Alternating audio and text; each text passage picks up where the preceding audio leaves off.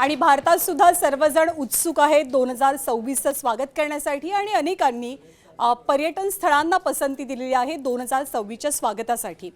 कुलू मनालीमध्ये सुद्धा पर्यटकांची प्रचंड मोठी गर्दी पाहायला मिळते आहे नव्या वर्षाच्या सेलिब्रेशनसाठी। मॉल रोड परिसरातला असाच एक व्हिडिओ समोर आलाय। मोठ्या संख्येने पर्यटक कुलू मनालीमध्ये दाखल झाले।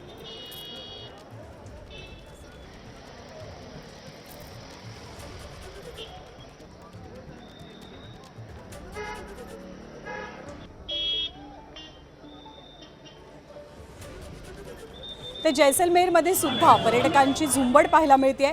जैसलमेरमधली सगळी पर्यटन स्थळं सध्या गजबजून गेलेली आहेत। जैसलमेरचा किल्ला, बाजारपेठा, वॉर म्युझियमसह इतर ठिकाणी पर्यटकांच्या प्रचंड मोठ्या रांगा पाहायला मिळतात।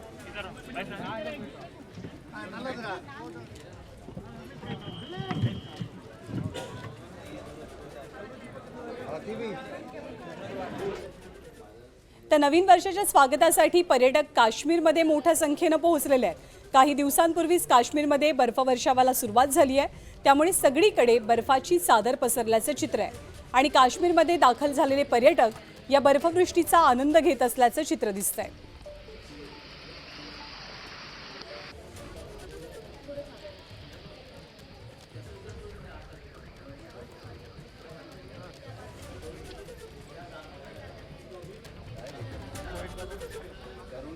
तर आज अयोध्येमध्ये प्रतिष्ठा द्वादशीचा उत्साह पाहायला मिळाला। प्रभू श्रीरामांच्या प्राण प्रतिष्ठापनेला 2 वर्ष पूर्ण झाली आहेत आणि या पार्श्वभूमीवरती अयोध्येमध्ये आज अक्षरशः जनसागर उसळला। प्रभू श्रीरामांच्या दर्शनानं नव्या वर्षाची सुरुवात करण्यासाठी देशाच्या कानाकोपऱ्यातनं भाविक अयोध्येत दाखल झाले।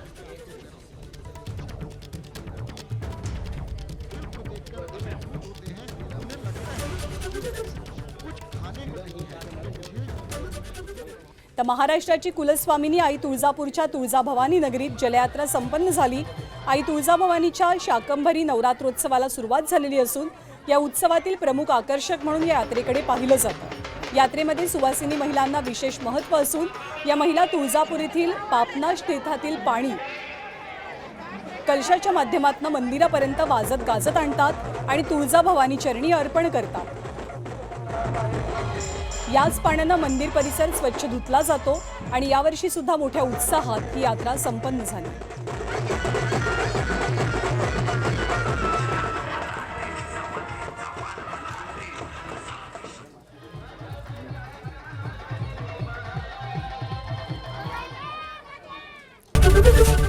एबीपी माझा, उघडा डोळे बघा नीट।